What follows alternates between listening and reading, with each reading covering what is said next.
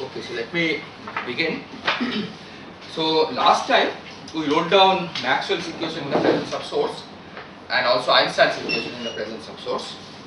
Okay, the source for the Maxwell equation was the electromagnetic current J mu, and for the Einstein equation it was T mu, energy motion. But we didn't discuss in detail how exactly to construct these sources. Okay, in particular, electromagnetic field can be produced by the motion of a charged particle or a set of charged particles, and that should correspond to certain electromagnetic current that we put in the equation. So what we want to do today is to explain how we actually construct the sources in terms of motions of particles.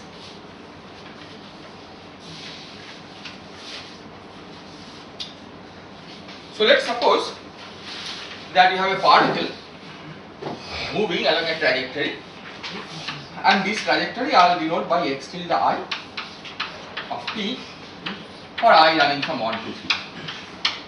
Okay, this is one way of describing a particle trajectory. And suppose further that the particle carries charge q.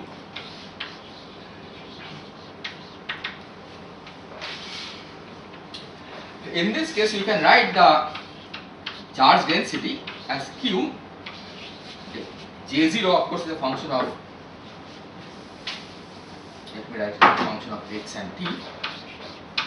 X and t is given by q times delta xi delta x minus x tilde.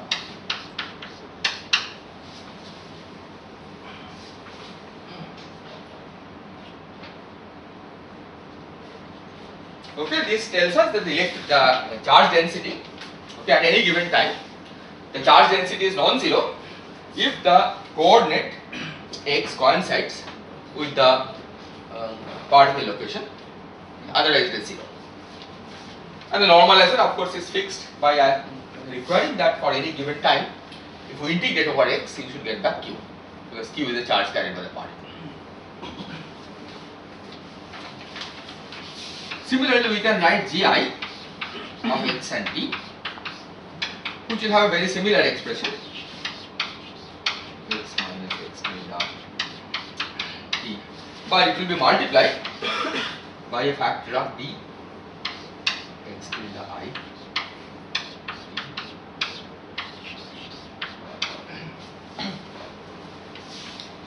Okay, we multiply to get the current.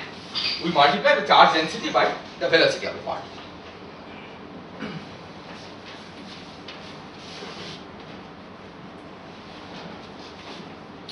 Is this okay? Now, what we want to do, okay, so we will be working in flat space right now. Okay, because the flat space result will eventually be used to get the curved space result, because the flat space result we will assume is valid in the inertial frame. Okay, right now we are just working in flat space. So let me say this, we are working in flat space.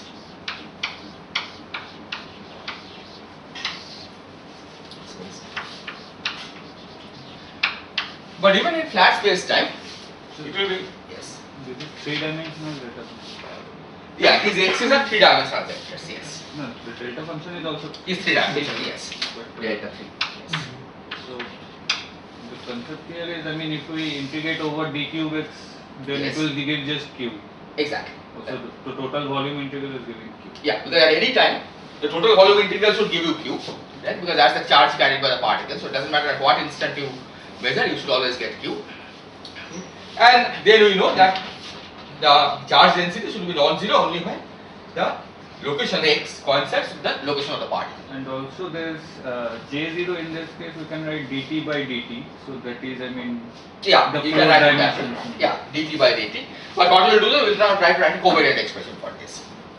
Okay. So the first thing that we will do is to write a Lorentz covariant expression.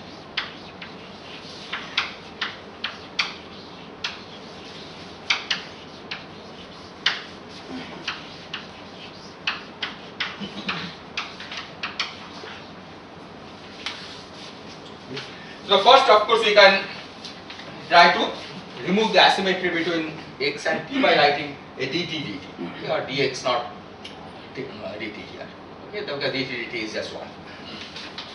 But that doesn't make it Lorentz covariant because you have a delta function, 3-dimensional delta function sitting here. Okay. Furthermore, we have a dt here, right? T is not Lorentz covariant. Okay, we are giving some special role to T. Okay. So first, let's recall how we describe the particle trajectory in the Lorentz covariant fashion, okay. And that is done by using the parametric form. Okay. So use parametric form of the trajectory.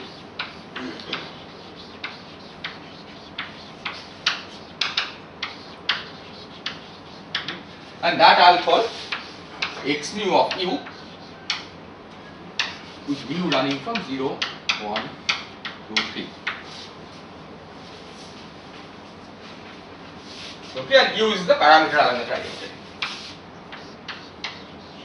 Right now we are not committing ourselves to any specific parameterization.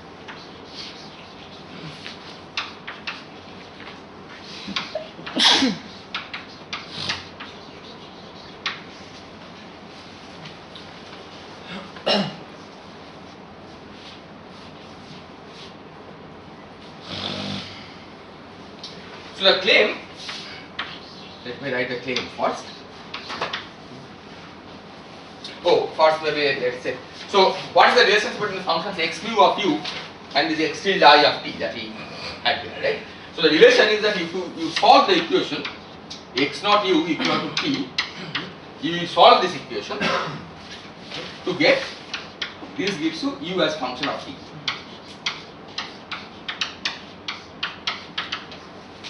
Okay. And then you substitute for xi of u, so here you substitute in terms of t, and that gives you what we call there x tilde I of t.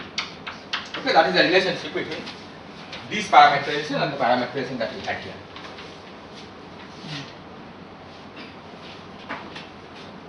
Sir, can you repeat this last? This last step, yes. So this is the parametric form, right? We are specifying x naught, x1, x2 and x3 in terms of a.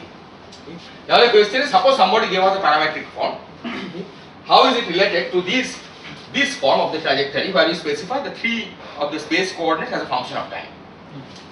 And the way we relate this is that first you solve for x naught of u equal to t, right? You fix your time t, and then you solve this equation, this by, so x naught is some known function, say. Solving this, you will get u as a function of t. Then we have this xi of u, these are also given functions. Substitute for u in terms of t. Okay, whatever you have gotten by solving this equation. And that function, new function, now is a function of t, that's what we are calling x tilde I of t. Yeah, that's this function over here. Yeah, so this is the relationship between the x mu of u, these set of functions, and these set of functions, x tilde I of t. Okay, going from the parametric form to a form in which we express the space coordinates as a function of time coordinate. Is this clear? Okay. The other point which is worth emphasizing here is the following, that we have in flat space the relation dx square equal to minus dx naught square plus dx square, right? In flat space, dx is d, vectors will denote generally dx1, dx2, dx3, the space coordinates. So this is Minkowski space time. Okay? And if we have a particle, physical particle, okay, whether under force or not, we know that for a physical particle, ds square should always be negative, right? Because the particle has a, its characterized, its trajectory is characterized by proper time, right? And the proper time is always real, right? So ds square, which is minus d tau square, always has to be negative. So ds square less than 0, this implies that dx naught du must be larger than 1 plus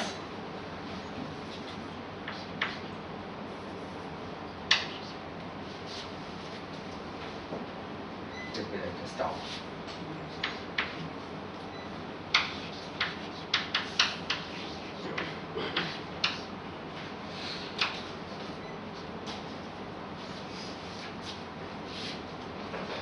This is minus d tau square.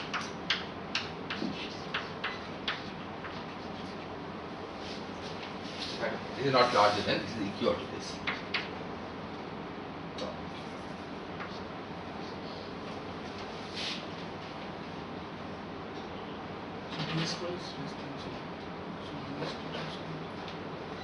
Yes. Okay, let's do this. No, I think this is just one. Sorry. This is just one. This is minus d tau square, right? Okay. If the tau is the proper time, ds square by definition is minus d tau square.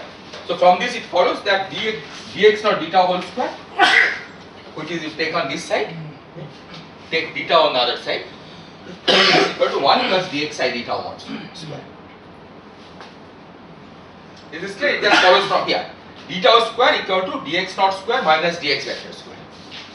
Okay, that's this statement, just rearranged. But this shows that dx naught d tau whole square is always larger than 1. Okay. In particular, dx naught d tau can never be 0. Right? So dx naught d tau is either always remains positive or always remains negative. Okay, and the common convention is that it always is positive for a physical particle. Okay, dx naught d tau. Okay, once you start from positive value, okay, then it can never turn negative because of this relation. Right? Because this relation has to hold all along the trajectory. So if you take dx naught d tau equal to positive, then that means that x naught is a monotone increasing function of tau. Right? And if you take u, okay, tau increases along the trajectory, u also increases along the trajectory. Okay. So x naught is a monotone increasing function of u. Okay, in particular you can take u to be tau if you want. And that means that this has a unique solution. Okay, this is what I wanted to emphasize, that x naught of u equal to t. Okay, suppose somebody gives you a trajectory x naught of u. Okay. I said that you solve this equation, find u as a function of t. Okay. If x naught was an oscillatory function, then this will have multiple solutions in general. Right? X naught equal to t, there can be multiple values of u for if x naught is equal to t. Okay. But x naught has this property that because its monotonically increases, okay, the solution for an equation like this is unique. Okay, so there is only one value of u for which this will have hold. This is not true for xi. Right? If you could have also said, okay, let's try to first solve for xi, okay, and express then, instead of expressing x1, x2, x3 as a function of time, okay, I express time x1 and x2 as a function of x3. Right? I could have tried to do that. But that in general may not be well defined procedure, okay, because dx3 du or dx3 d tau can be positive or negative. Okay, it can change sign on the way. Okay, so there can be multiple solutions of an equation like x3 of u equal to some small x3. Okay, this is just an aside, but this is just to make, emphasize that this procedure is completely well defined and there is a unique mapping from given a trajectory of this kind, parametric form, in the parametric form, to a trajectory of this kind.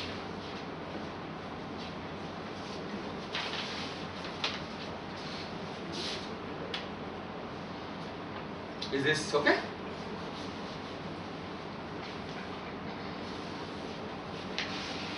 Okay, now let's come back to the claim.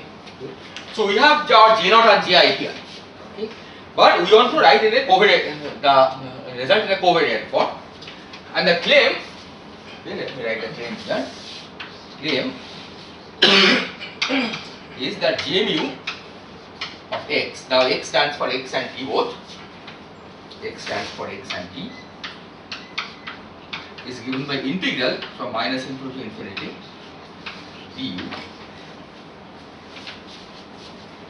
q delta 4 x mu x minus x.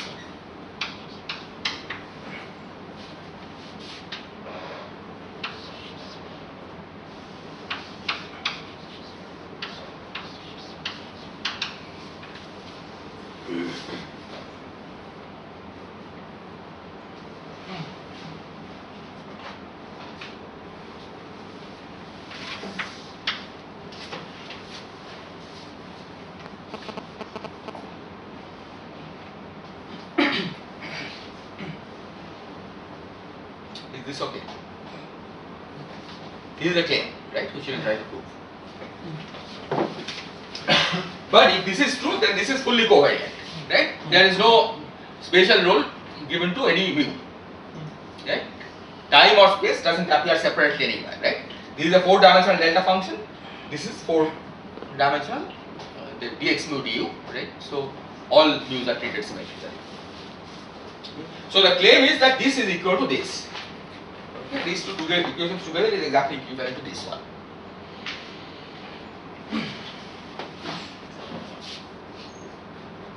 Is this okay? So to prove this, all you have to do is to use one of these delta functions to do the u integral. Okay, so which delta function should you use to do the u integral? Yes, the delta the x0 part, right? Because for x0 part we know that this equation has a unique solution. X0 minus x of u equal to 0 has a unique solution, right? By the same, we have the same result that this is a monotone increasing function. X0 of u is a monotone increasing function of u. Okay, so this will have a unique solution. So that's the delta function we should use to do this integral.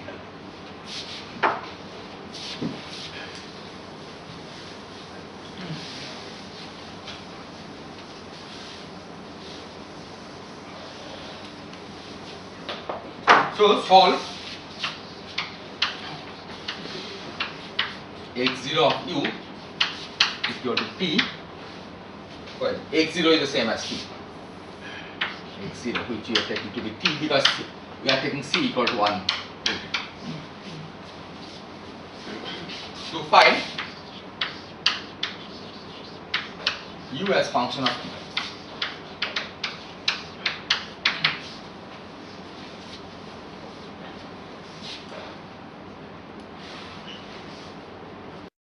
So for the vector x, this is vector x. For the vector x, we have to substitute for u. It's as a function of t, right? That we have gotten by solving this equation. That by definition is our x delta. Okay, because I said that in order to go from here to the parametric form, x tilde is precisely that we first solve for solve this equation, substitute to get our x tilde. So this I can write as x minus x tilde I t. Let me write it as dx mu du. Okay, now of course this delta function, this has to evaluate that this delta function. So is there anything else that we should include here? Derivative term. Yeah, there is a derivative term here, and that comes from the fact that if we have delta of function of u, suppose you have delta of function of u, okay, and suppose the function of u equal to 0, so function of u is this combination, x0, function of u here is x0 minus x0 of u. Suppose f of u equal to 0 and u equal to u naught.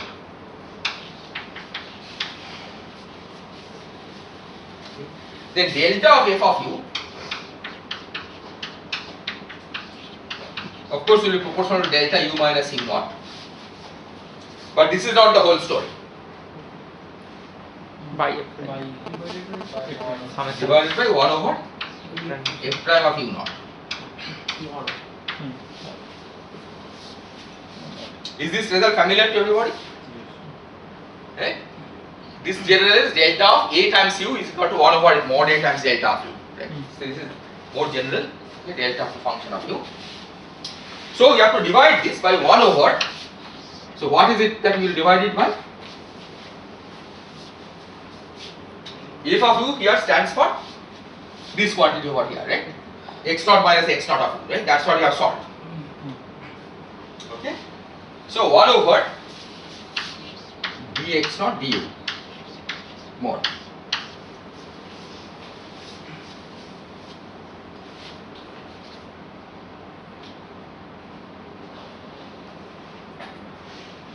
Is this clear? DDU of this quantity, right? X of course is independent variable, right? U is an integer. So DDU of this variable, this quantity is dx naught du mod.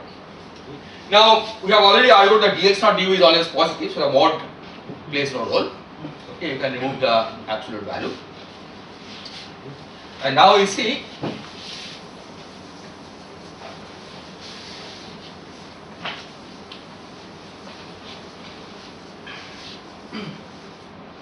that J0 becomes Q delta Q x minus x delta T times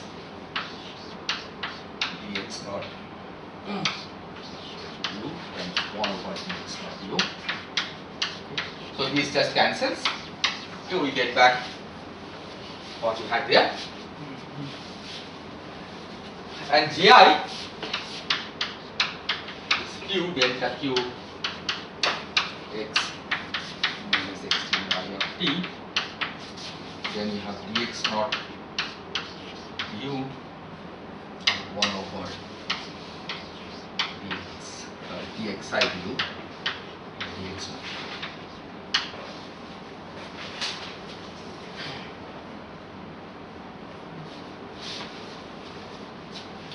But x naught of u is t. Right? You have solved for x naught of u as t. So this is basically dt du. Right? So dxi du over dt du, you can eliminate u and write it as a t derivative. So this quantity is nothing but dxi dt. So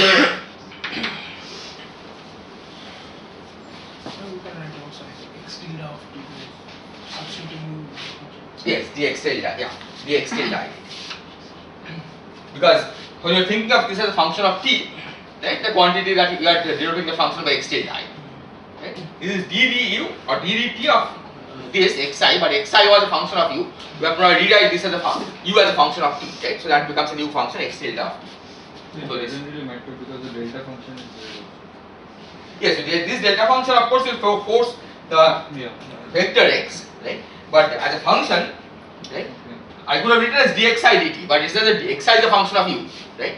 To differentiate, you have to first write u in terms of t, right? And then differentiate, and that function we have declared as x tilde I. Okay? I could have worked to the xi, okay, without using these different symbols, okay? But there you have to remember that when you have u as the argument, that's a different function compared to when you have t as an argument, right? Because u is not t, there is a functional relationship between u and t. Sir, Yes. when you are writing x tilde of I Yes. using vector x bar minus x tilde of I, the No, x tilde is just a function. Right? x tilde so I I is running from 1 to 3. Right? This index I will always run from 1 to 3. They write this index I. yeah, but you are subtracting x bar minus delta 3 is operating on a vector. Yes, so this is 3-dimensional vector. Yeah. Right? So x1 minus x tilde 1. So that he wants to be vector, x tilde vector. So that is X vector. tilde. Oh, I yeah, okay, yeah. Yeah. So this is like product over I, delta of xi minus x tilde I. Yes.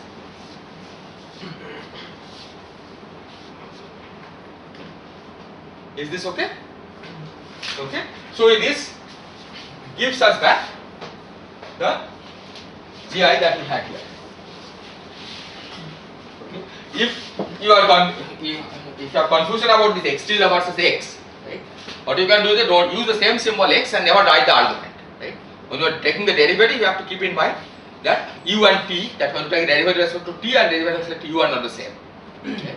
That x is the abstract symbol, right, which can be either expressed as a function of u or as a function of t. Okay? Here I wrote it as actually as a function, so that's why I use a different symbol.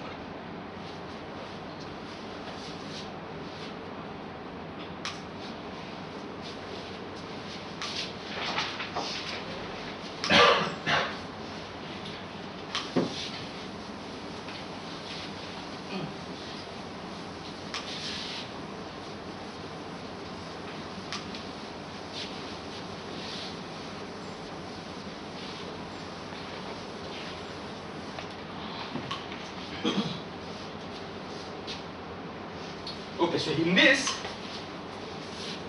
so this was what I wrote from. Here is the result. Let me write it again. So J mu of x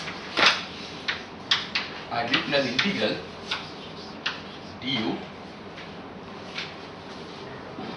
delta 4 x minus x of u dx mu times q.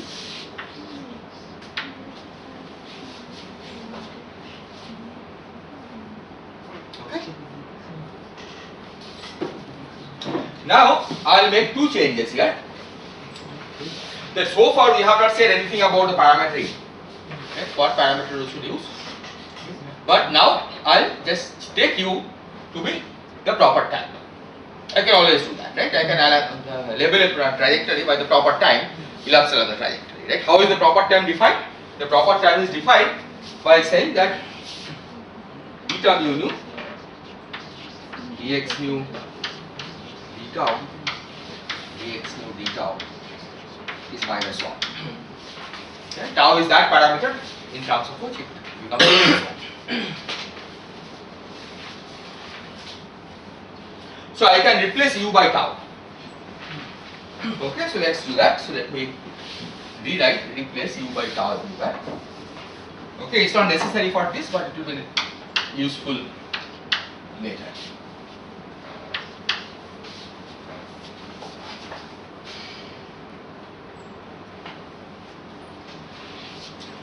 Second thing I'll do is to now consider not single particle but multiple particles. Multiple particles with different trajectories and different charges. That's easy, we just have to add up the contribution from different particles, right? Sum over n, let me call it qn b tau n x minus xn of tau n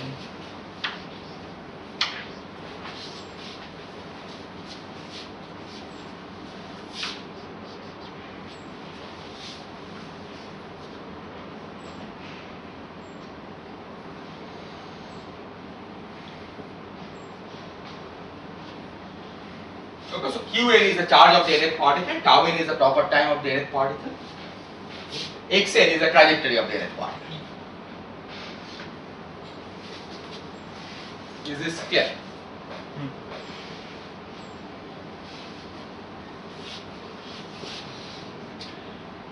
Now from this, okay, using this, okay, by exactly in the parallel fashion, we can also write down the expression for the energy momentum tensor of a particle. So let's see what is the energy momentum tensor, right? T mu nu. So this new index are reserved for describing whether you are considering energy or momentum. So T mu 0 will correspond to energy 4 current.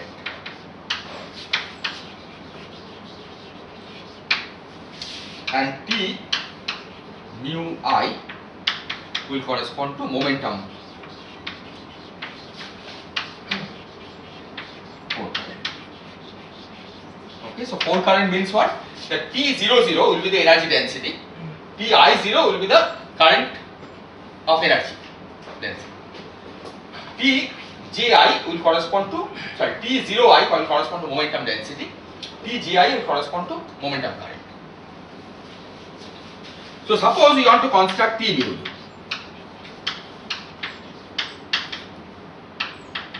Okay, in exact analogy to what we had done earlier. What will you do?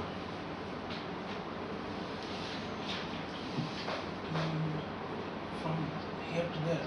Yeah, suppose knowing this, I have to guess what T mu nu will be.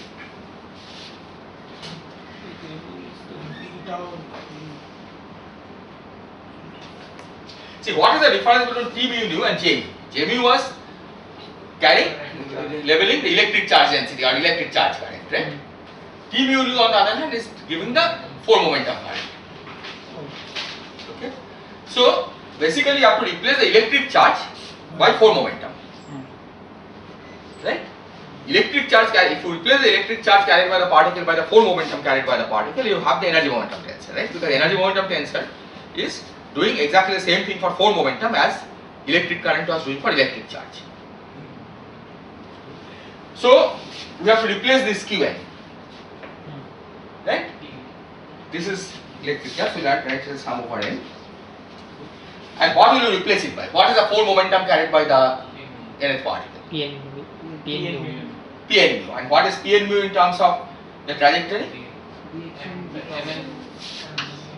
So let me write this d tau n.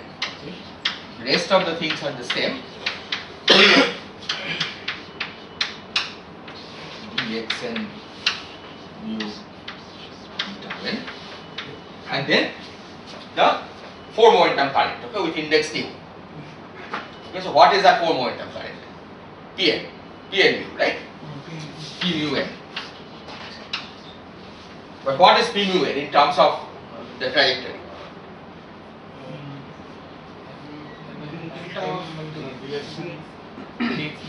dxn mu by T0 multiplied by m. Sir, sir, there will be new. The dxn Nu. mu. Yes, thank you. So dxn mu dxn mu nu, divided d by tau n, multiplied right? by This, yes, multiplied by mn, right? Mass of the nth particle multiplied by dxn mu d tau n.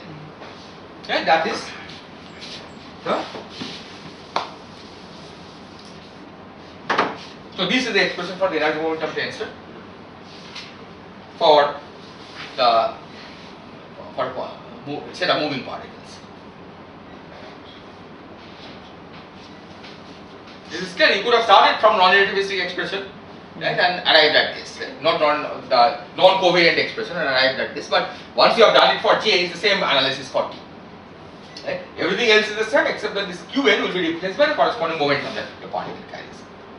And unlike Qn, which doesn't change along the trajectory, right, the momentum can change along the trajectory. Right? That's why this is coming inside the integral. Okay, unlike Qn, which could have been taken out of the integral, right? Because Qn doesn't change.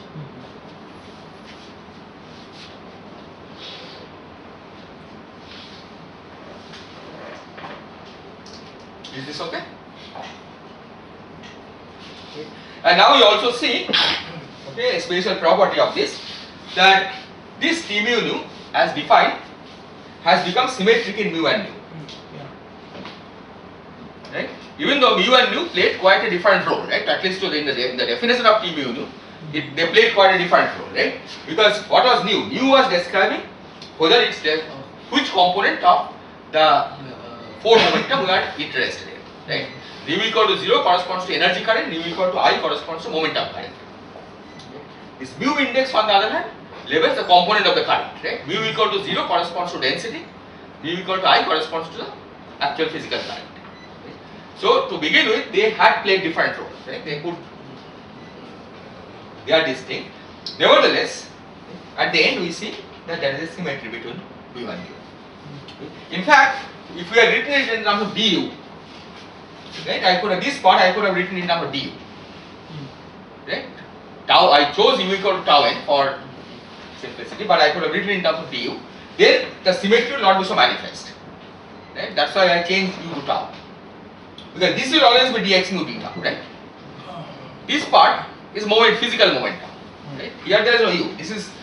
There's no ambiguity here. This is m dx mu d tau. Here you could have used u, right? In fact, we had u to begin with, right? And then instead u equal to tau. So in that form, these do play different roles. Okay, but of course you can change u to tau and see that there is a symmetry between u and u.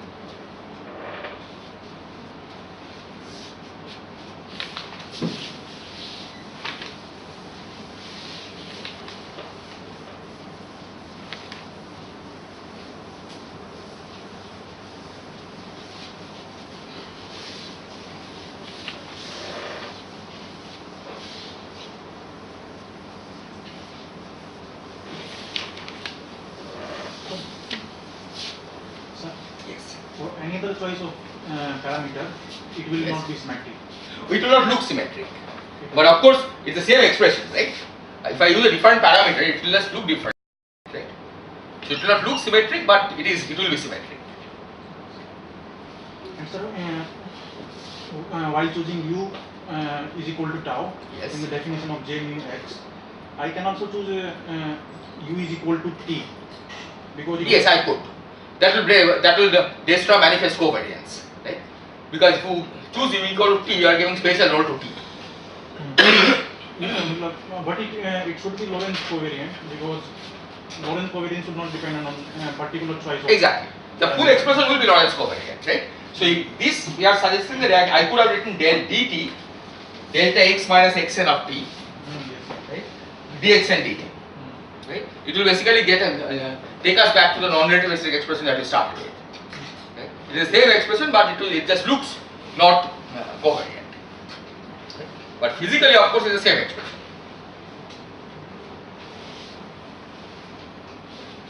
Is this okay?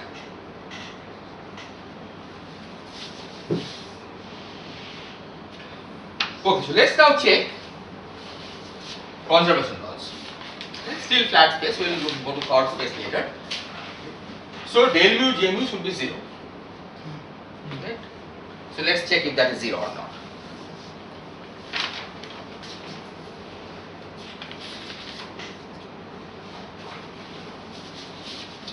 So del mu j mu.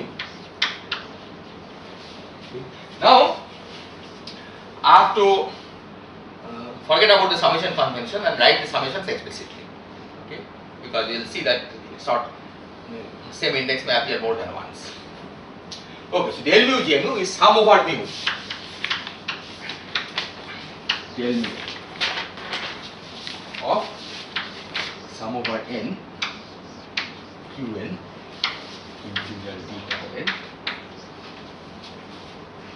product over nu equal to 0 to t delta x mu minus x mu tau n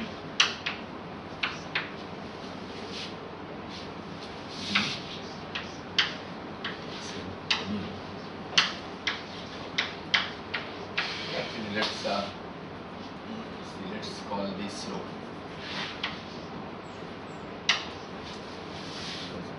They will come here.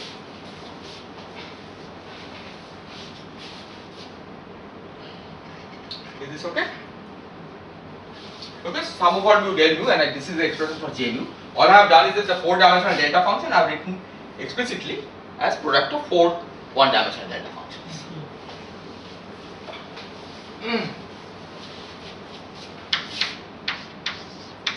Now this derivative I am going to take inside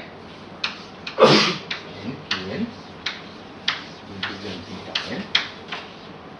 The only place where the mu dependence occurs is here, right? Rest of the things involve capital X, right? Capital X to begin with is an independent trajectory, right? It doesn't depend on X. I mean, after all, at the end, this delta function sets small x equal to capital X.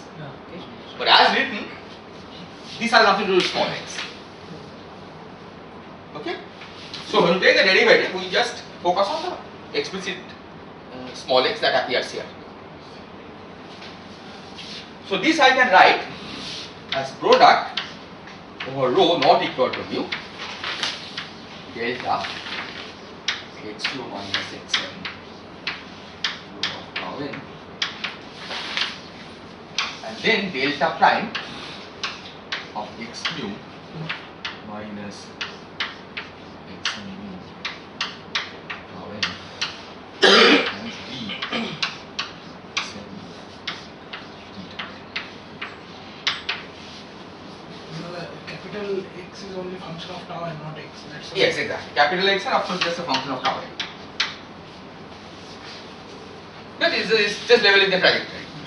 Okay. So trajectories are fixed in space time, and now we are moving around in space time. That's the coordinate x, small x, okay, which you are studying. Is this okay? Next, we had a product of 4 delta functions, of which del del x mu act only on one, right? The one where you have the x mu appearing. Okay. So this product involves all the other rows, right, which is not equal to mu.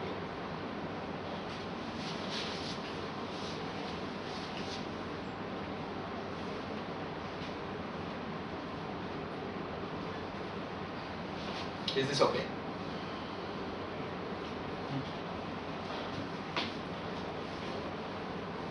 Okay, let me repeat again. So for every mu, this del del x mu acts on only one term in the product. Okay, we just apply on that term. The rest of the three terms remain as it is. But now you see that this combination is nothing but minus dd tau n of delta x mu minus x n mu tau n.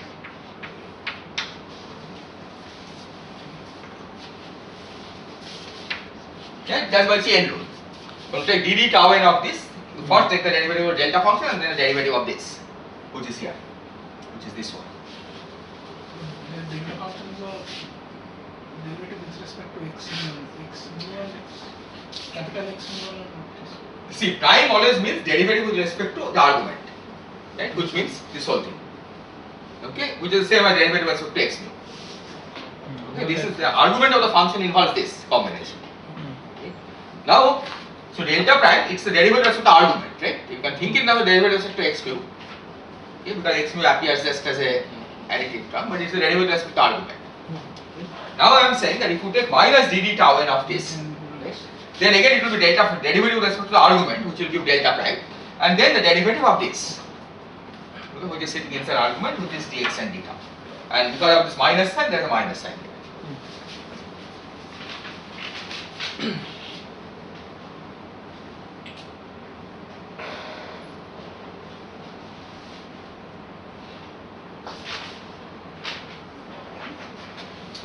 Now we bring the sum over mu here.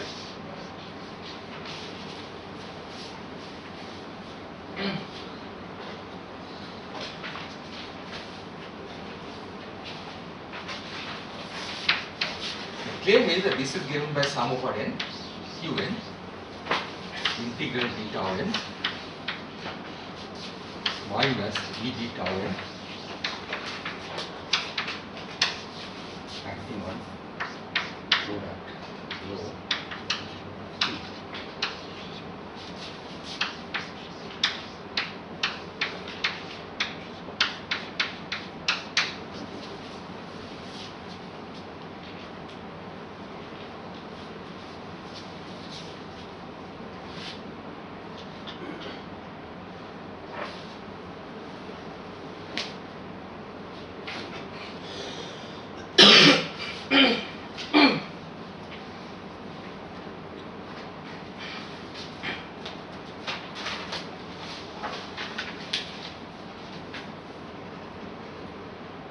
Is this clear why this is the case? It is a product of 4 terms, right? dd tau n is acting on a product of 4 terms. So you will get 4 different terms, okay, because it acts one by one on each term. Each of these terms correspond to one of the term in the sum over mu. Right? Because every mu corresponds to leaving 3 unchanged and acting minus dd tau n on the 4th one. And as you change run over mu, you take derivative of each one once. So this is the same as this. This integral of course runs from minus infinity to infinity. So I can write this as sum over n un product rho equal to 0 to 3 delta x rho minus x n rho tau n here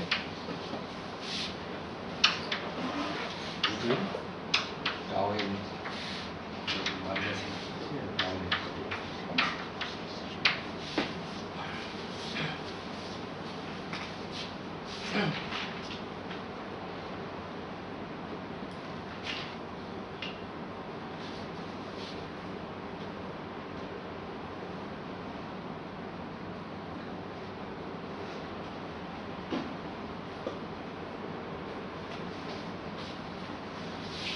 Okay? There will be minus sign. Pardon? Yeah, there is a minus.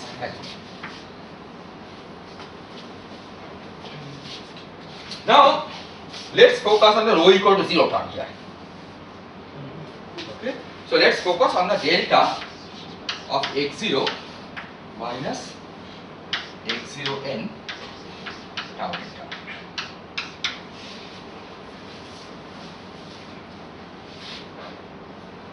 So what happens to x0n of tau n as tau n goes to minus infinity? X0 of tau n. Yes, as tau n goes to minus infinity. This is the trajectory of the nth particle. Right? What happens to it as tau n goes to minus infinity? Beginning of the trajectory. Yes, minus infinity means it's basically continue to the past to infinite past, right? So what is the value of x0 there? It should be minus infinity, right? Because we have seen that dx0 d tau is always larger than 1 in magnitude, right? So the time that it starts, okay, any particle starts its trajectory always as minus infinity, right? And where does it end? At plus infinity, right? So this at tau equal to minus infinity is minus infinity, and tau equal to plus infinity is plus infinity. So for any finite x0 that we are interested in, right? We are interested in calculating this at some finite time. We see that this delta function is always 0. Right? This is finite, but this quantity is plus infinity at tau n equal to infinity and minus infinity at tau n equal to minus infinity. So when you try to evaluate this boundary term at either minus infinity or infinity, this the rho equal to 0 term always vanishes for any finite time, and hence this is 0.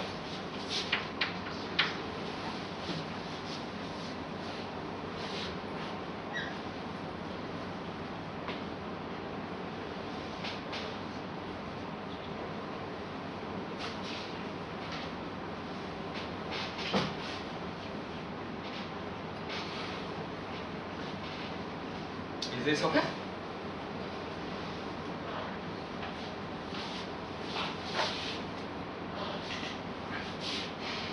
So notice that we didn't require any condition on xn of tau for this to hold. Right? In particular, we didn't have to assume that xn of tau satisfies free particle equation of motion. It could be under force, it could be under any other influence of any other field. Okay?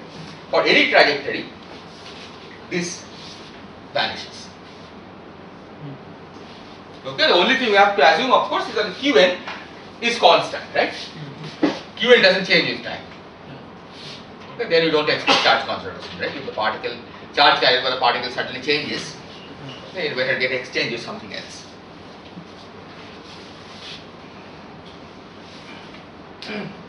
Is this okay? Okay. So now we are going to repeat this for the energy momentum tensor. Okay, and we will see that there is a difference that we get when we repeat this for the energy momentum tensor. Now physically, it should be clear why there is a difference.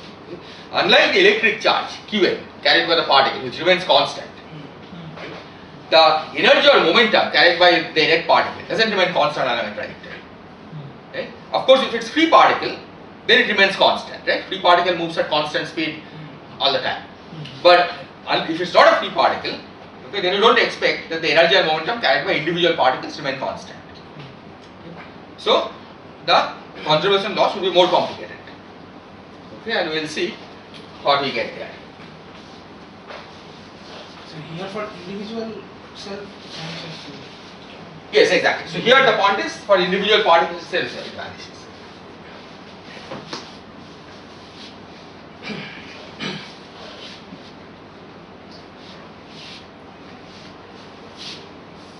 Okay, is this okay? Are there any questions on this?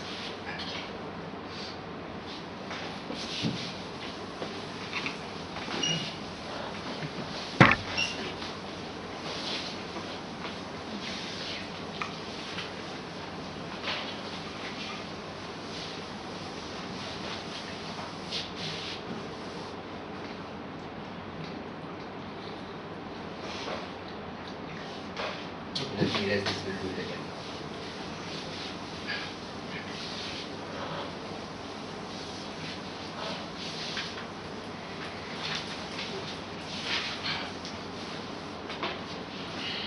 So let's try to calculate del mu t mu. Okay, using this formula only. And we will proceed exactly in the same way. So I will write this as sum over mu. Maybe I can skip a few steps because that's exactly the same. Sum over n integral d tau n.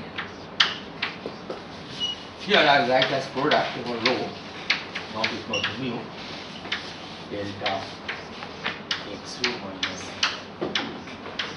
tau n delta prime x mu minus x mu tau n d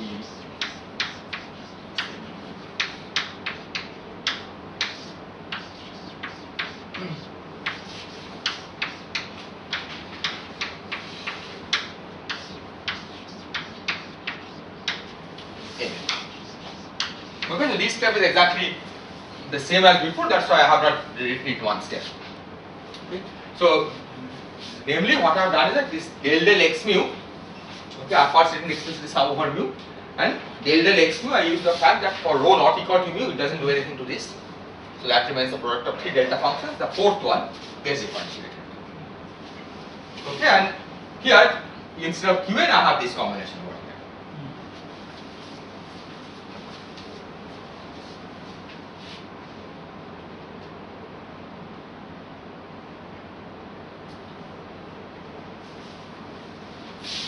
So now I do again the same step. Here, Mn is by response. Pardon? Mn is the response, yes. That is a constant. Yeah, that's the constant exactly.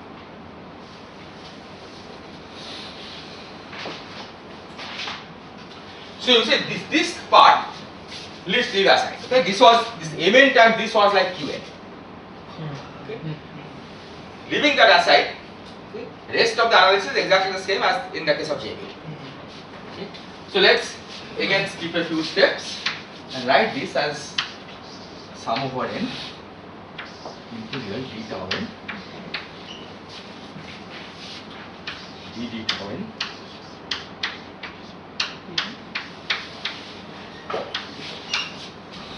rho.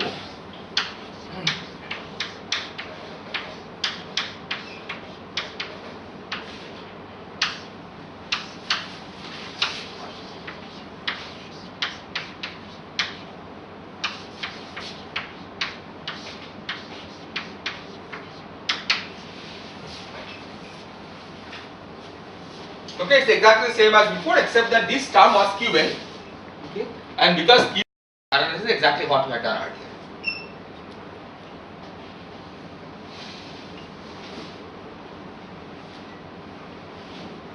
Is this okay?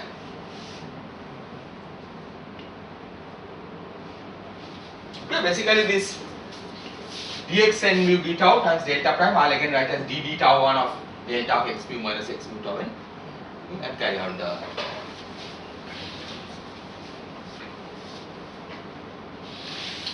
but now you see that this is not a boundary term, okay, because we have something here, okay, so it cannot be written just as single integral of the boundary term, okay, there is something over here.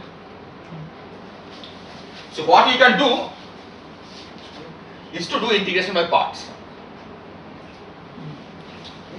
So we integrate by parts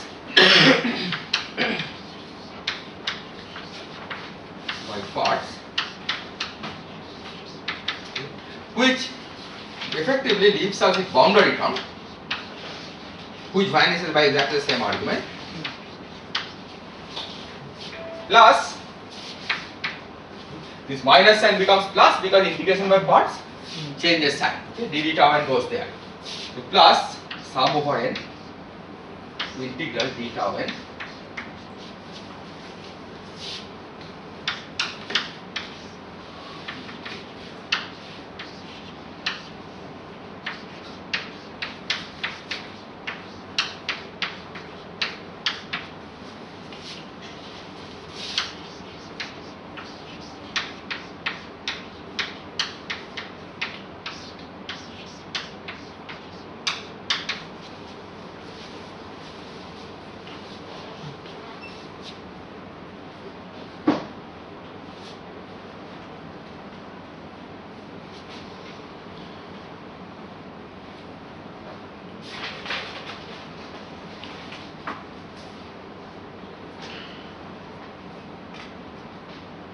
Is this okay?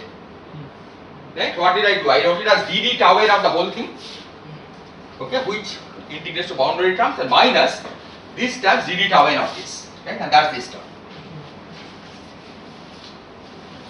Okay, and because it is a minus, this minus then has turned into a plus term. Boundary terms are 0 by the same argument.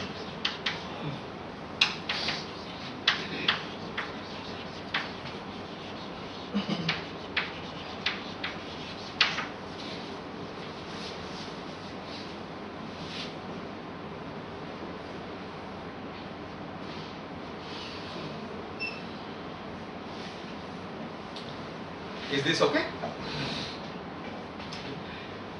And now we see that this quantity is 0 for free particle. Okay, if the particles are not interacting, then this is 0. But otherwise it is not 0. So this vanishes for free particle.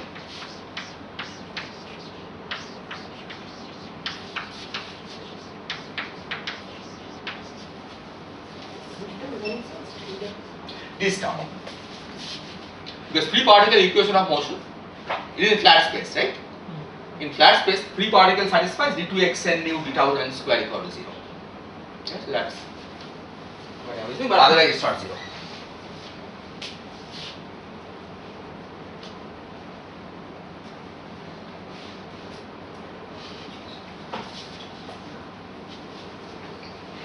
Is this clear?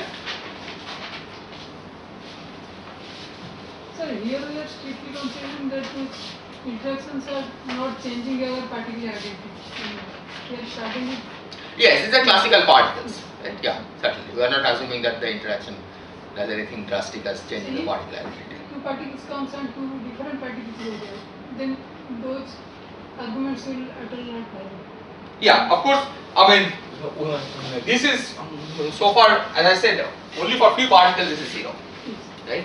So even without considering changing particle identities, right? This is valid only for free particles, right? We are simply right now we are just considering classical particles, right? So moving in space-time and see what the consequences are.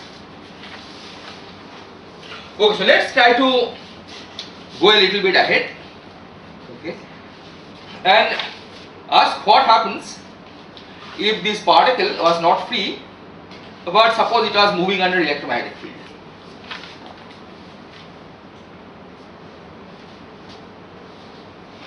Okay.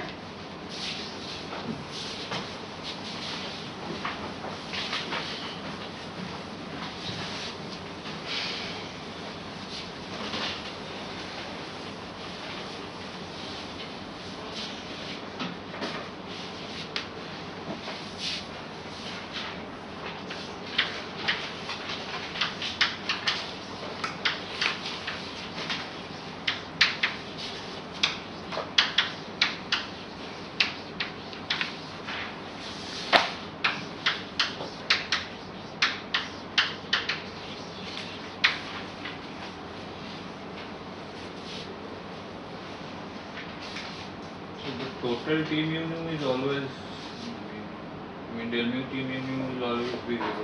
Well, we will try to verify that. This right? is for particles, but if we include fields, it will. Yeah, so you have to check that Yeah. total T mu nu is constant. Right now, suppose you didn't know anything about total T mu nu, you just looked at the T mu nu of the particle, right, which is what we are familiar with, and we now study what happens if the particle is moving under electromagnetic field. So in that case, we know there is force. So Mn d2xn mu d tau n square will be given by, get the sign correct. So the force of course requires that the particle carries also electric charge, so it's made as Qn. Then F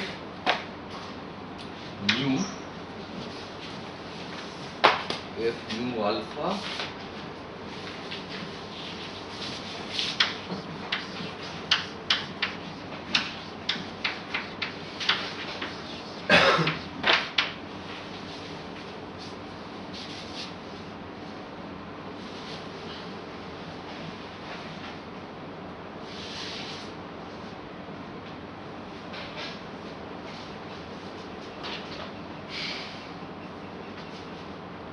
right?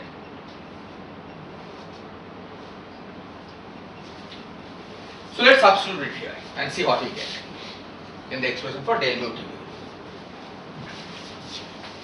So del mu t mu nu, boundary terms are gone away anyways. This term is the only one which is remaining. So it's sum over n integral d tau n product u equal to 0 to 3 delta x minus n. So I should have said this f nu alpha, this has to be evaluated at x and alpha, right? Because it basically depends on the electromagnetic field at that point on the trajectory, right? So it has to evaluate x and alpha now. But when we substitute, I can just write this as qn f nu alpha of x.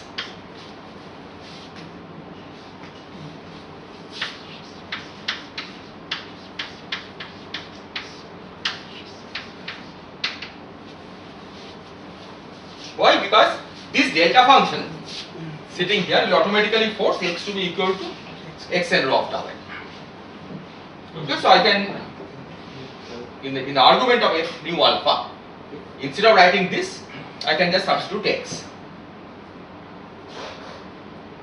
Is this clear? Okay. So you should distinguish between these two quantities, right? The capital X's are the trajectories. Okay, they are associated with specific particle, describe specific particle trajectories. Small x's are variables that we want to vary. Okay, we want to take small x to be anything that we like. Okay, and you want to calculate t mu nu at various values of small x. And of course, if the small x doesn't intersect any particle trajectory, then the answer will be 0, right? Because of the delta function. Okay. If the particles are moving in a region, okay, and if you are calculating the t mu nu at a different region, then there is no t mu nu from the motion of the particles. Okay, so these two are distinct variables. Capital X's are the particle trajectories, small x's are the space-time points that you want to vary at will. So is this clear? Okay, this is going to be important because once you have written it this way, we can now take this out of the integral. Okay, in fact you can take it out completely here, which you couldn't have done if you had written this xn of tau n, because that depends on tau n.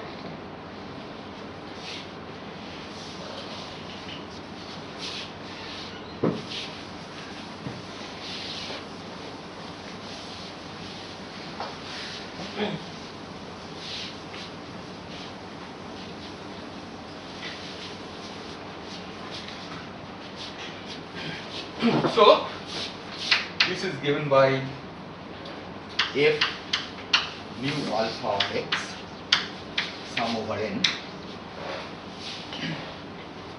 qn integral t tau n delta x. This is now the four dimensional function.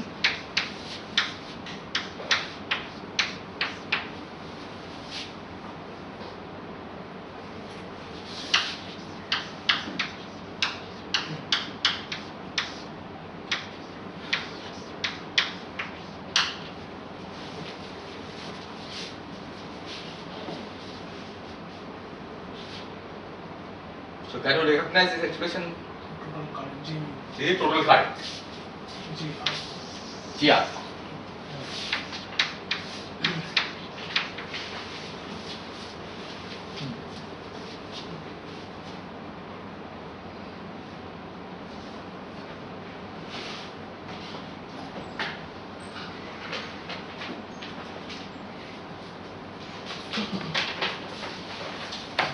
But this I can write as del minus del mu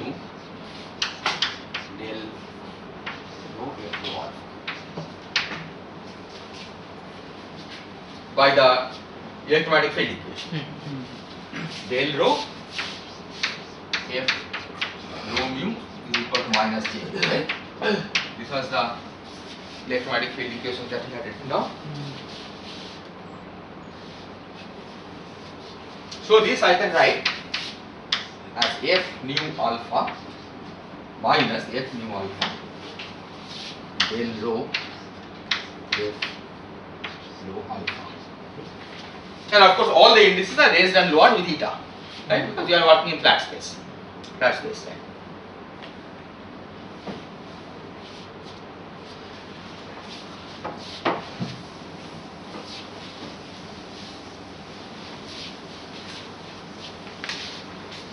These things you can arise from Lagrangian also.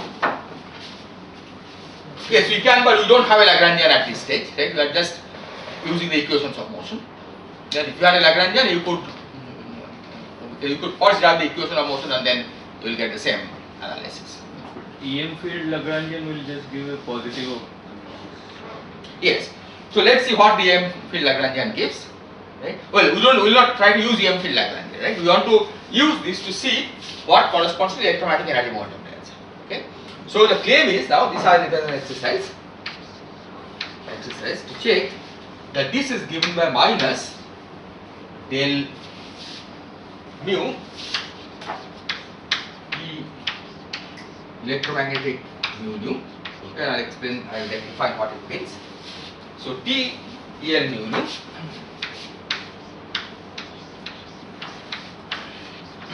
the definition of this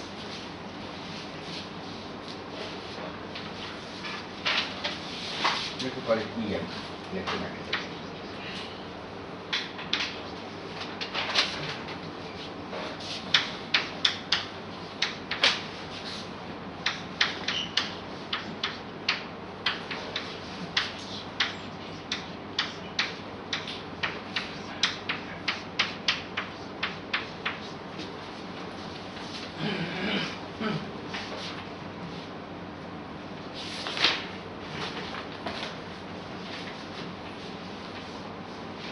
So even if you didn't know anything about electromagnetic field energy momentum tensor, this analysis would tell us how to define electromagnetic field energy momentum tensor.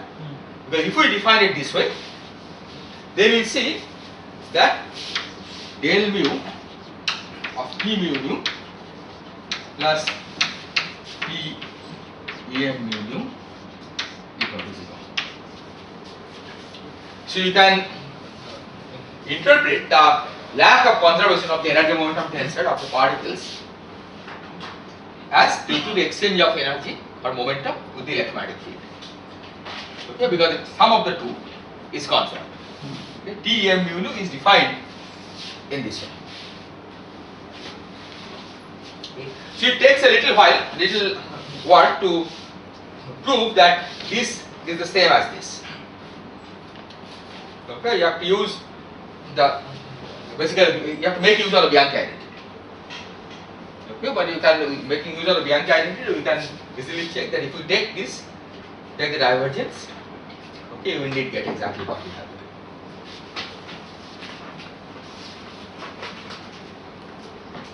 Is this pointing through? Pardon? Pointing. Yeah, it's basically it's the Poynting's expression for the energy momentum tensor, right? For example, here from here you can get the Poynting vector. Right? Basically, if you are familiar with the energy momentum tensor of electromagnetic field, right, you can check that component by component. This is exactly what you normally call the energy momentum tensor of the electromagnetic field. In particular, T00, if you calculate, is half E square by E square. Right? This again you can check. Okay, and all the other components of T, okay, match what you are familiar with.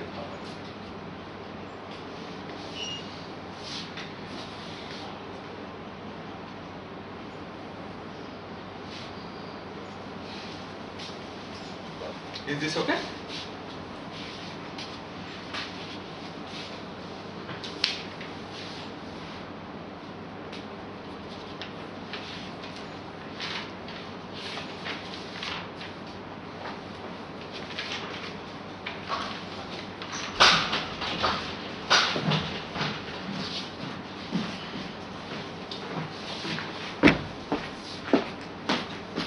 So the upshot of this is that this sum of the two, in fact this is often called the T mu nu method, okay, to distinguish it from electromagnetic field. So this, the T mu nu that I defined for the particles, okay, you can call it that the matter, that's a matter energy momentum tensor. And when matter interacts with electromagnetic field, it is the sum of the matter and the energy electromagnetic energy momentum tensor that is constant, but not individual. When we wrote down Einstein's equation, that T mu nu was only for matter. No. So that if that T mu nu was only for matter, right, then the equations will be inconsistent. Because on the left hand side, the divergence vanishes, right? So you better make sure that on the right hand side also electromagnetic field interacts with gravity. You still have to put the gravitational energy, the electromagnetic energy momentum tensor in the equation of motion to get the right Einstein's equation. So sir, then we will have to, the G mu nu will be eta mu nu is No, G mu. Okay, we have not gone to Card space yet. I am going to write down the expression for the Card space energy momentum tensor. But when you use that, when we substitute Einstein's equation, the T mu nu that appears on the right hand side should be the full energy momentum tensor, right? Because as you will see, even in Card space, it is the full energy momentum tensor that will be conserved. And so, unless you put the full energy momentum tensor, you will get inconsistency. So sir, in that case, the electromagnetic field can also produce the effect of gravity. Not effect of gravity. Yes, it will produce gravitational field. Yes, certainly. So if you have electromagnetic field, right, forget about any matter. If you just have electromagnetic field, it produces gravitational field automatically because it acts as a source of gravity. That's what I was asking, that if I, in the total energy momentum tensor, if the matter density is 0, Yes. still the metric will not be eta mu nu. No. No. If you have a constant electric field in normal space, for example, then metric equal to eta mu nu is not a valid solution to Einstein's equation. Right? Because constant electric field acts as a source. Right? So R mu nu cannot be 0. But of course that difference will be so small that it's not easily visible. Right? Because constant electric field, okay, the amount of energy, because it gives you certain energy, you have to remember that to convert it to mass you have to divide by 1 over c square, right? Okay, so in terms of, if you try to go to a Newtonian limit, right, then the amount of source that you have on the right hand side is very, very small, right? Because there is instead of energy density, mass density, you will have 1 over c square times the energy density of the electromagnetic field. But strictly speaking, eta mu nu, G mu nu equal to eta mu nu will not be a solution if you have electric field. Any other questions? Okay, so now we have to learn how to write this in the Card space, right? Because our eventual goal is to use these in the Card space as source of answer of the field equation, right? Or even if you want to write down the electromagnetic equations in Card space, okay, you have to write the appropriate source in the Card space, right, in the presence of the metric.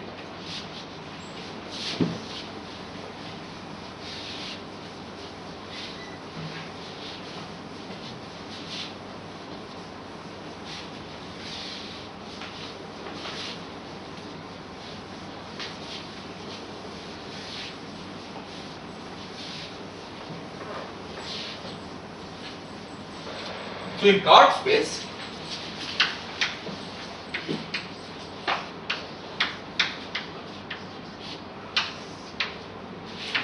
if you have local inertial frame,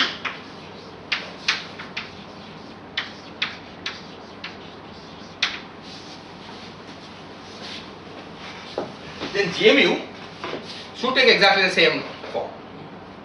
Okay, that's the principle of equivalence, right? The locally inertial frame, J mu will have exactly the same form as we had written down in flat space. So J mu prime, J prime mu x prime is given by sum over n mu into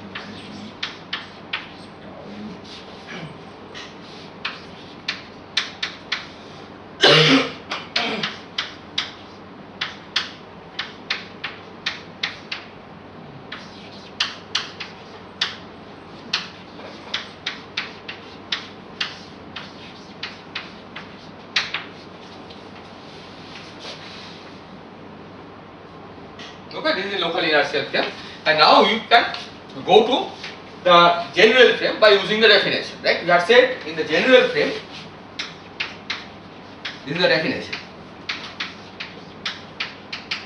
Okay, then once you know J in the local inertial frame, the definition of J mu in the general frame is that this is del prime, let me call it J rho, del prime mu x rho times J prime mu of x prime.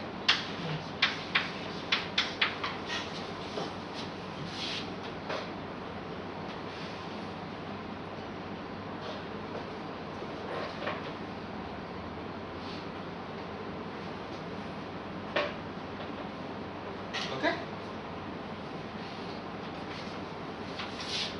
So in this expression then, let me write.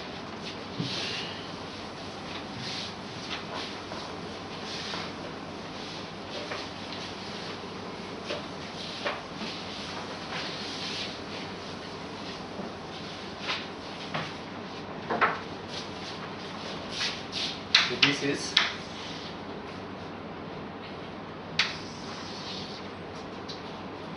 sum over n un integral theta 1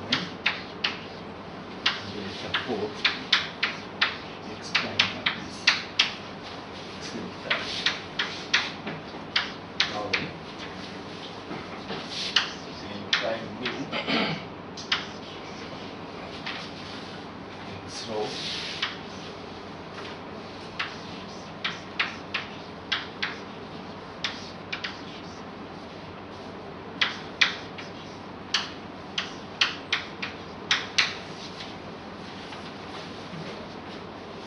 okay, I have not done anything, just move this del prime mu x rho inside. Okay, it's tau n independent anyway, so it doesn't matter if you move it inside. But once you have moved it inside, this is because of this delta function, we evaluate it at x prime equal to x prime n tau. Okay, otherwise it has no meaning, right? It vanishes anyway. So now suppose that xn mu of tau n is the trajectory in the x coordinate system.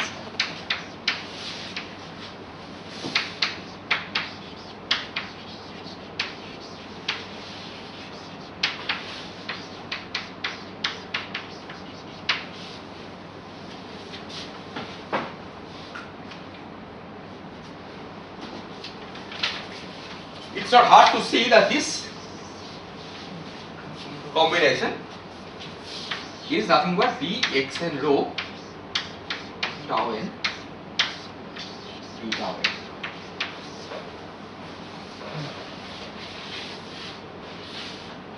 Right? Because after all, xn's are functions of xn primes.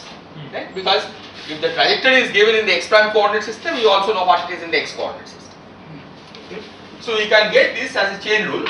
Okay, you take the derivative with respect to xn prime and then take derivative of xn prime with tau n. And because this is evaluated at x prime equal to x prime n, okay, that's exactly this derivative that is being supplied. This is exactly this combination.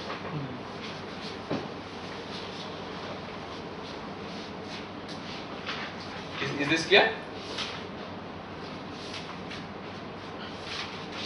Now let's look at this one. Okay, this is given in terms of x prime, right? We want to express everything in terms of the unprimed coordinates. Right? That's the goal, right? The expression is given, but we want to see as far as possible, we want to express everything in terms of the unprimed coordinates.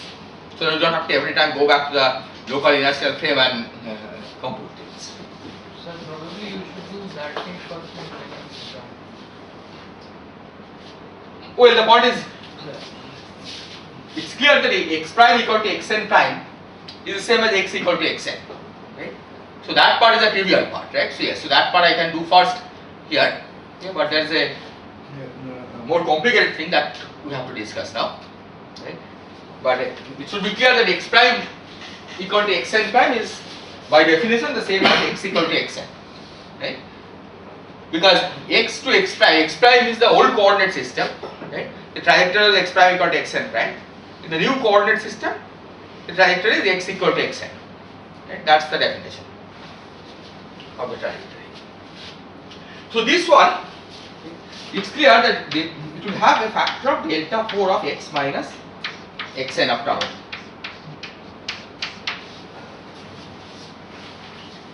Because when x prime equal to xn prime, x equal to xn. Is this clear? Right? Because xn is the trajectory in the new coordinate system, right? So x prime equal to x prime n means that you are on the trajectory. X equal to xn also means you are on the trajectory. Okay? And same value of tau. So this much is clear. But is there anything else that we have to take into account? Some determinant of the function. Some determinant, because you are changing variable from x prime to x. Okay, let's look at it as a function of, let's think of these as fixed numbers. Okay, let's think of this as changing variable from x prime to x. So you will get a determinant, right? Because it's like same thing as delta of fx is 1 over mod f prime x times delta of x, right? Delta of x minus x naught. So what is the determinant that we will get?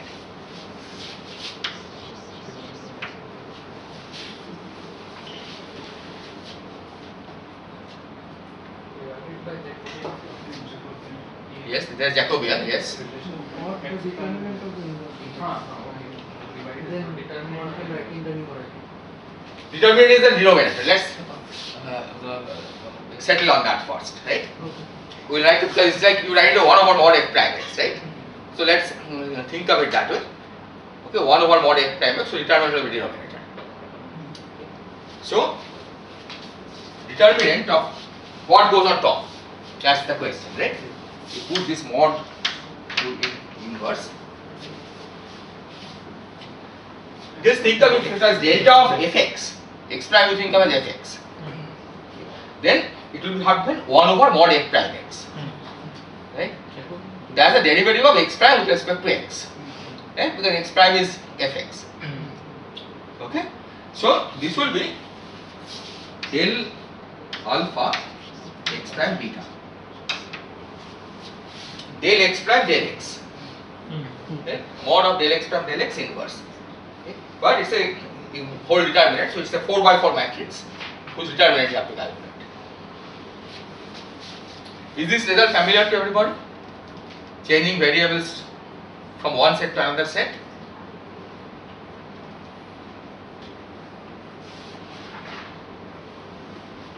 Okay, so it basically, let me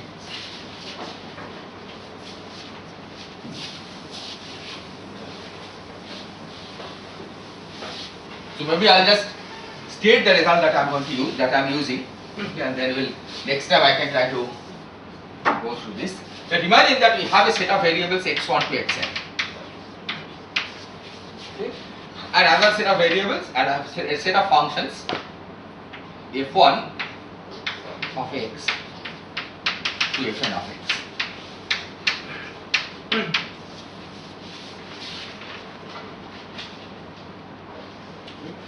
And let's imagine that I have something product I equal to 1 to n delta of f I x.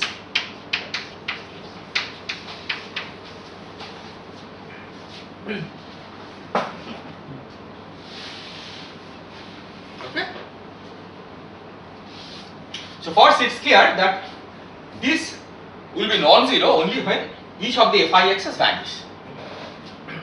Okay, that's clear, right? Because otherwise delta function vanishes. So let's suppose that x n x k satisfies the n dimensional vector and fi of x k equal to 0 for every i.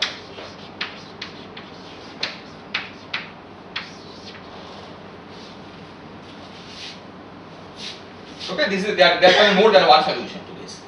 Right? So that's why I'm calling it xk. Okay? More than one solution of this set of equations. So then the claim is that this is given by sum over k, product I equal to 1 to n delta xi minus xki Okay, because this should vanish unless xi is equal to xik. And then there is a determinant of del fj del xi mod inverse. Okay, this is an identity which we can try to prove maybe next time. But it's this identity that we are using there. We are thinking of the x primes as functions of x. Okay, we are x prime b. Okay. Think of them as functions of x. Then this mod that we are getting, determinant of del fj del xi, is simply determinant of what are called determinant of del alpha x prime beta mod inverse. Okay. And the reason that we don't have a sum is again because for the x naught prime the solution is unique. Okay, you can check that you don't get more than one solution. Okay, how you go from x prime to x. Okay, unless the coordinate transformation is singular. Okay, we assume that coordinate transformation is not singular, so everything is fine, at least in local regions.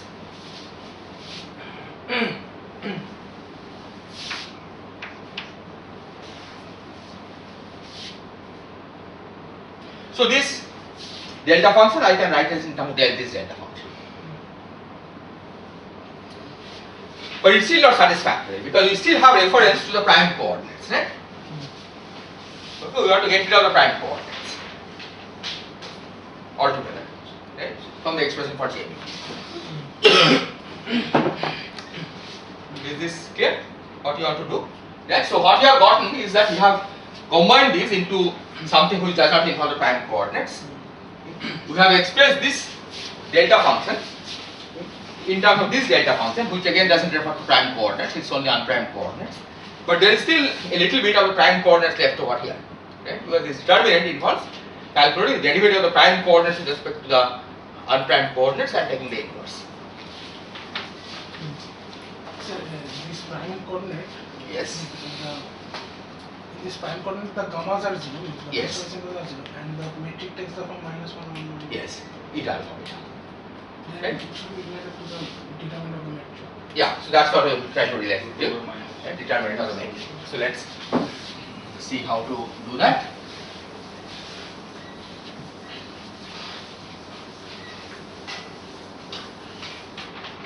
So we use the fact that G alpha beta of x is del alpha x prime mu del beta x prime mu beta mu. Because this is a metric in the prime coordinate. Right? This is the definition of G alpha. So determinant of G from this is determinant. So you can think of this as product of three matrices. This is the matrix, okay, alpha row index, this is column index, then eta, row index, column index, and then a transpose of the same matrix, because now this should be a row index and this should be column index, right? The transpose of this, but the determinant of course doesn't change by taking the transpose. So this is determinant of del mu x prime mu, okay, mod square times determinant of eta, which is -1. -1. So this finally gives determinant of del mu x prime mu is square root minus determinant g.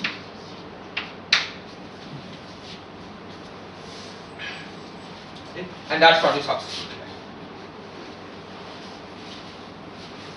So you get finally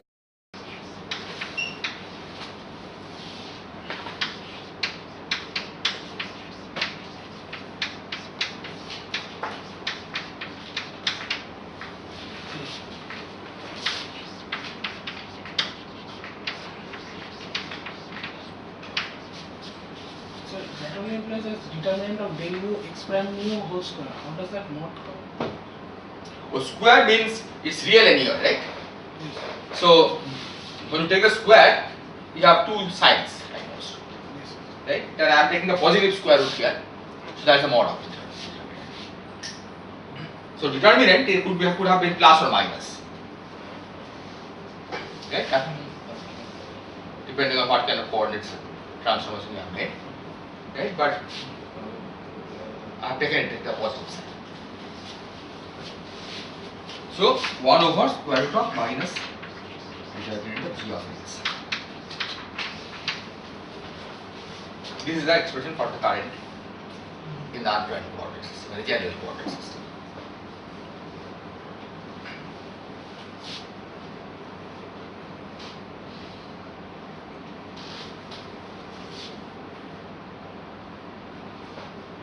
Is this okay? Okay, so next time we'll try to do a similar analysis. Well, I'll just write down the similar results for T, for example, which is also quite straightforward.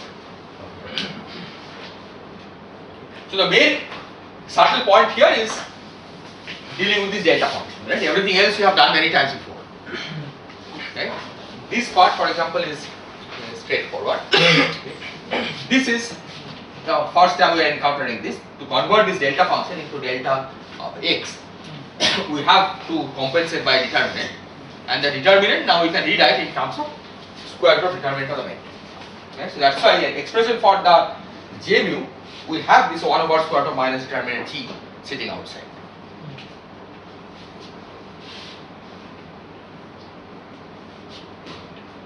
Okay, so I think I'll stop here and continue next time.